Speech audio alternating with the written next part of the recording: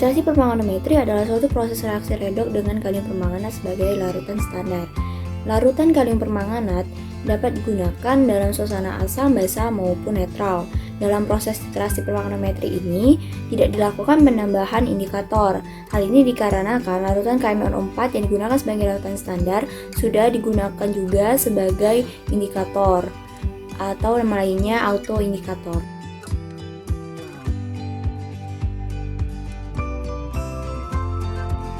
Metode permanganometri didasarkan pada reaksi oksidasi ion permanganat.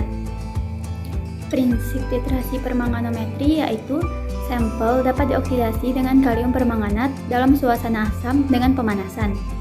Sisa kalium permanganat direduksi dengan asam oksalat berlebih. Kelebihan asam oksalat dititrasi kembali dengan kalium permanganat. Titik akhir titrasi ditandai dengan perubahan warna menjadi merah muda. Larutan standar kalium permanganat ini termasuk autoindikator, sehingga titrasi permanganometri tidak memerlukan tambahan zat indikator.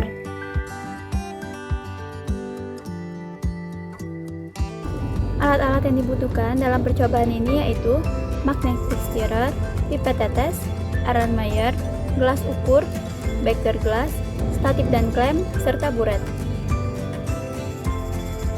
Sedangkan bahan-bahan yang diperlukan yaitu ada aluminium foil, asam oksalat, kalium permanganat, aquades, asam sulfat, serta sampel yaitu hidrogen peroksida.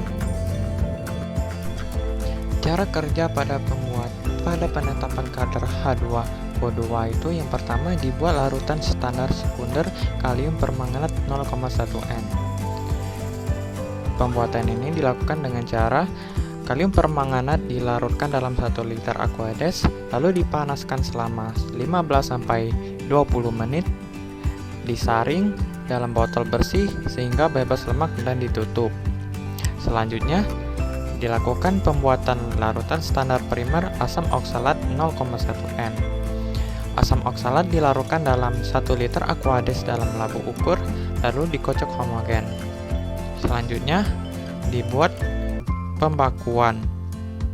Larutan asam oksalat tersebut dimasukkan ke dalam Erlenmeyer, ditambah 6 ml asam asetat 4N, lalu dipanaskan pada temperatur 80-90 derajat Celcius sambil dititrasi dengan larutan KMnO4 sampai terbentuk warna rose. Dan langkah terakhir yaitu penetapan kadar H2O2. Dipipet H2O2 sebanyak 10 ml ke dalam Erlenmeyer, lalu ditambahkan asam asetat 4N, kemudian dipanaskan pada temperatur 40 derajat Celcius sambil dititrasi dengan larutan KMnO4 sampai terbentuk warna rose. Pembahasan untuk praktikum yang telah kita lakukan sebelumnya.